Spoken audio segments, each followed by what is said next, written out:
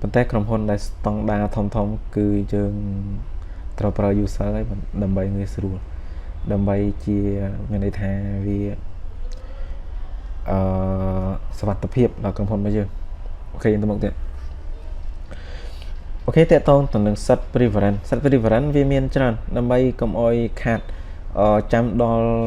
ចូលបើកកម្មវិធី Facebook គឺខ្ញុំ set មួយខ្ញុំបញ្យល់មួយទៅដល់អ្នកទាំងអស់គ្នា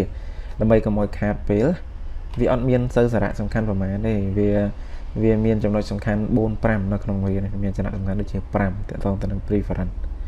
អញ្ចឹងខ្ញុំបង្ហាញអ្នកទាំងអស់គ្នាអញ្ចឹងអាណាដែលផ្សេងអ្នកទាំងអស់គ្នាកុំប៉ះអាណាដែលខ្ញុំអត់បញ្យល់អ្នកទាំងអស់គ្នា5អ្នកទាំងអស់គ្នាប៉ុន្តែនៅក្នុងមេរៀនខ្ញុំបង្ហាញទាំងអស់អញ្ចឹងអ្នកទាំងអស់គ្នាអាចចំណាយពេល10-20នាទីទៅ30នាទីដើម្បីមើលវាចំណុចមួយថាចំណុចនេះមានសារៈសំខាន់អ្វីខ្លះចំណុចនេះមានសារៈសំខាន់អ្វីខ្លះអញ្ចឹងបើខ្ញុំអង្គុយបញ្យល់អានមួយអ្នកទាំងអស់គ្នាគឺវាខាតពេលយើងច្រើនអូខេអញ្ចឹងមិនមែនថា preference អត់មានសារៈសំខាន់ទេនៅក្នុងកម្មវិធី Facebook preference នេះវាប្រៀបដូចជាខួរក្បាលអញ្ចឹងវាមានសារៈសំខាន់ណាស់យើងសិតវាខុសនៅពេលដែលយើងកត់ត្រាគឺតនន័យវារត់ខុសហើយការកត់ត្រាក៏ពិបាកដែរនៅពេលដែលយើងធ្វើការយើងអត់យល់ដឹងអំពី preference អញ្ចឹងមុននឹងយើងធ្វើការកត់ត្រាធ្វើការបង្កើតប្លង់គណនេយ្យយើងត្រូវយល់ធ្វើ preference វាសិនយើងត្រូវយល់ដឹងពី preference វាសិនអ្នកខ្លះគាត់ប្រើ page 3វាស្តៀងនឹង Facebook ដែរវាកម្មវិធីលំហាត់ដូចគ្នាប៉ុន្តែ page 3អត់មាន preference ទេ Facebook គឺមាន preference អូខេអញ្ចឹងយើងតាក់ទងទៅនឹងការបញ្យល់ត្រួសរបស់ខ្ញុំគឺមានប៉ុណ្ណឹងអញ្ចឹងអ្នកទាំងអស់គ្នាអាចឆែកមើលឬក៏មើលវីដេអូរបស់ខ្ញុំបញ្យល់កន្លែងណាអាចសួរខ្ញុំបានអញ្ចឹងតាក់ទងទៅនឹង preference នេះគឺ complex នៅពេលដែលខ្ញុំបើកកម្មវិធី Facebook គឺខ្ញុំនឹងបង្ហាញដល់អ្នកទាំងអស់គ្នាអូខេឥឡូវយើងមកដល់ការបង្កើតប្លង់គណនេយ្យក៏អ្នកទាំងអស់គ្នាធ្លាប់ដឹងហើយប៉ុន្តែនៅក្នុង part 2 វាខុសពី part 1 វាអត់សូវមានអីញញ៉ៃច្រើនដូចខ្ញុំប្រាប់អ្នកទាំងអស់គ្នាមុនអញ្ចឹងមេរៀនទី1ដែលខ្ញុំបញ្យល់អ្នកទាំងអស់គ្នាគឺ chat account វាស្រួលទេប៉ុន្តែនៅក្នុង part 2 អ្នកទាំងអស់គ្នាឃើញខ្ញុំ tick កន្លែងនេះអត់ sub os account នេះគឺវាមានគណនេយ្យ sub របស់វាទៀតអូខេអញ្ចឹងតាក់ទងទៅនឹង sub របស់វានេះគឺវាមានគណនេយ្យកូនរបស់វារៀងឧទាហរណ៍ថា cache on hand វាមាន cache ពេលទី cache វាមានច្រើនទៀតតាក់ទងទៅនឹង bank ដូចជាbank ក្នុង cache in bank វាមានbank អីគេខ្លះយើងប្រើនៅក្នុងក្រុមហ៊ុនធម្មតាយើងតែងតែមានដាក់ជាមួយធនាគារមាន ABA មាន CIMB វាមាន BDC អីអញ្ចឹងមានធនាគារជាច្រើន AC ដែរអញ្ចឹងគឺយើងត្រូវមាន sub វាតាមហ្នឹងទៀតអូខេឥឡូវយើងចូលមកដល់term list តារាងលក្ខខណ្ឌterm list តារាងលក្ខខណ្ឌដែលខ្ញុំបញ្យល់អញ្ចឹងគឺការធ្វើលក្ខខណ្ឌទូទាត់ដូចជា30ថ្ងៃសងរយៈពេល30ថ្ងៃយើងដាក់លក្ខខណ្ឌឲ្យគេ30ថ្ងៃប៉ុន្តែគេសងមុន10ថ្ងៃយើង discount នឹងគេ 2% អញ្ចឹងបន្ទាប់ពីផុត10ថ្ងៃហ្នឹងទៅចាប់ពី11 12ថ្ងៃគឺគេត្រូវ page ពេញឲ្យយើងប៉ុន្តែលើស30ថ្ងៃអត់បានទេវានឹង load មកហើយវានឹង mistake បើថាក្រុមហ៊ុន system ដែលថាមាន license ច្បាស់លាស់គឺវា load mistake មកយើងហើយថាអតិជនមួយនេះគឺត្រូវដល់ពេលជំពាក់អីប៉ុន្តែនៅក្នុង Facebook របស់យើងក៏វាមានដែរវាមានកន្លែងថ្ងៃរបស់វាដែលផុតកំណត់ថ្ងៃយើងត្រូវមើលទៅតាមហ្នឹងអូខេតាក់ទងទៅនឹង standard 30 day នេះគឺជំពាក់រយៈពេល30ថ្ងៃ discount 2% ចុះអាបហា 2% ហ្នឹងdiscount paid with មានន័យថាចុះអាបហាហ្នឹងបើក្នុងរយៈពេល10ថ្ងៃ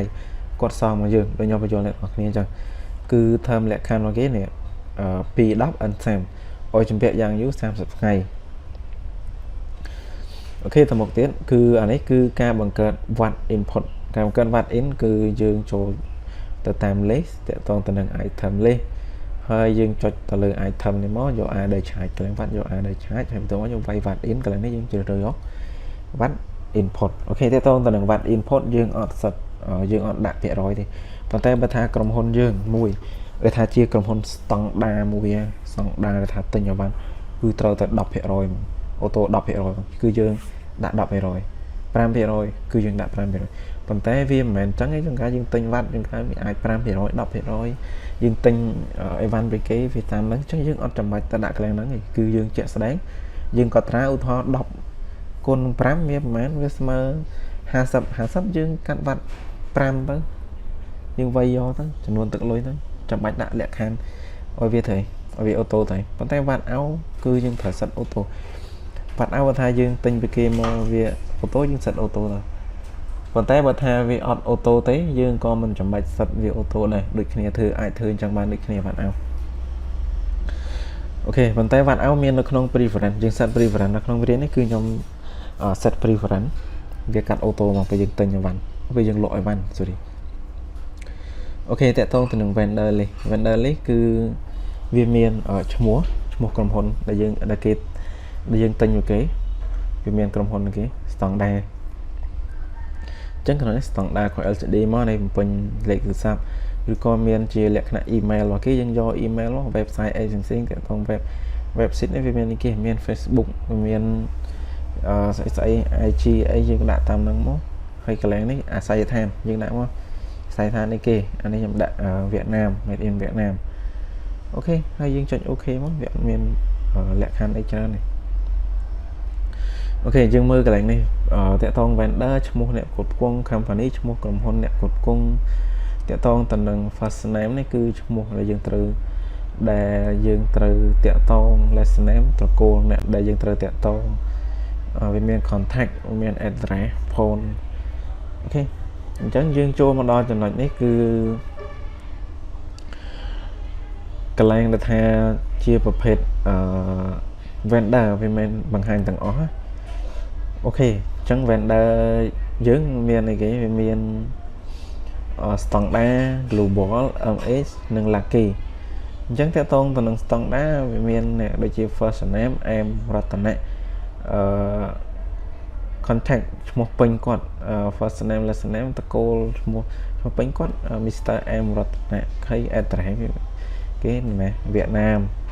លេខទូរស័ព្ទអីចឹងទៅហើយ cable supply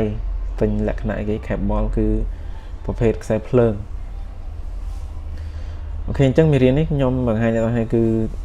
ទិញលក់ប្រភេទខ្សែភ្លើងទេខ្ញុំអត់បង្ហាញឲ្យច្រើនទេអញ្ចឹងគឺការសិក្សាគឺយើងទិញលក់ឲ្យបានប្រភេទជាខ្សែភ្លើងវាមាន brand ខ្សែភ្លើងណាអូខេវាមាន global ខាងគេខាង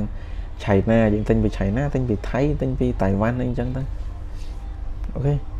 ទិញនៅខ្មែរក៏យើងអាចដាក់ខ្មែរបានដែរមិនចាំបាច់ទៅដាក់វៀតណាមតៃវ៉ាន់ទេអូខេតារាងបង្កើតឈ្មោះតំណែងក្នុង stock from list item list អញ្ចឹងតកតងទៅនឹងឈ្មោះតំណែងវាមានអីគេវាមានកន្លែងនេះ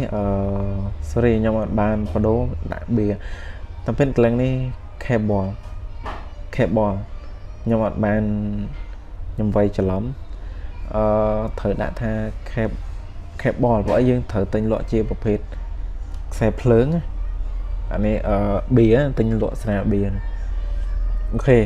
item name វាយឈ្មោះឬលេខកូដរបស់មុខតំណែងតកតងទៅនឹងខោអោនេះយើងហៅប្លង់គណនីខោអោកូនសូលថ្លៃដើមមានគណនីថ្លៃដើមមែនតើតកតងទៅនឹងការបង្កើតតំណែងនេះគឺយើងត្រូវមានថ្លៃដើមទៀតបើនៅពេលដែលយើងធ្វើការខុសនេះថ្លៃទិញចូលកន្លែងវាមានកន្លែងខុសវាថ្លៃទិញចូលតែការធ្វើនេះគឺខ្ញុំអត់បានដាក់តម្លៃថ្លៃដើមទេគឺយើងធ្វើគណនីហើយយើងទិញចូលហ្មងយើងទិញចូលយើងវាយចូលភ្លឹបហ្មងយើងអត់ចាំបាច់ដាក់ថ្លៃដើមអីវ៉ាន់ហ្នឹងសល់ចំនួនប៉ុន្មានអញ្ចឹងតែមែនតើក្រុមហ៊ុនដែលយើងរកស៊ីចាប់ផ្ដើមរកស៊ីជាក់ស្ដែងវាតែងតែមានហើយថ្លៃដើមដែលយើងទិញចូលចំនួនប៉ុណ្ណេះយើងកំណត់វាតែពិតអាហ្នឹងនៅពេលយើងកត់ត្រាយើងវាយវា ក៏វាអត់ជាបញ្ហាដែរអូខេវាមានតកតងទៅនឹង account វាមាន sale យើងរើសមកគណនី sale asset នេះយើងរើស inventory ប្រភេទគណនី inventory បើយើងរើសខុសវាក៏រត់ខុសតាមនឹងដែរអូខេបរិមាណតំណែងក្នុង stock បើសិនជាមានសមតុល្យពីមុនមកយើងអាចវាយបញ្ចូលពេលនេះតែម្ដងអូខេអញ្ចឹងតំណែងយើងឧទាហរណ៍យើងមានស្អីគេTyson cable នៅសល់ 1000 ម៉ែត្រយើងគិតជាម៉ែត្រឬក៏គិតជារ៉ូវានៅ 1000 រ៉ូអញ្ចឹងយើងវាយនៅក្នុង quantity on hand 1000 រ៉ូបើថាយើងអត់ចង់ដាក់ stock ទេយើងអត់ដាក់ប៉ុន្តែបើថាយើងចាប់ផ្ដើមបើកក្រុមហ៊ុនបឹបអីវ៉ាន់យើងនៅក្នុង stock 1000 រ៉ូយើងត្រូវដាក់ 1000 រ៉ូដើម្បីធ្វើការគ្រប់គ្រង stock ទិន្នន័យក្នុងការលក់ចេញអូខេ total value នេះគឺទឹកប្រាក់សរុបរបស់តំណែងនៅក្នុង stock ទឹកប្រាក់សរុបរបស់យើងដែលយើងទិញចូលគេប្រមាណ 1000 រ៉ូហ្នឹងវាមានប្រមាណមាន $50,000 យើងវាយ $50,000 នៅក្នុងហ្នឹងទៅអូខេហើយដាក់ថ្ងៃខែមកពេលយើងបញ្ចូល stock នៅថ្ងៃណា customer list តារាងឈ្មោះអតិថិជន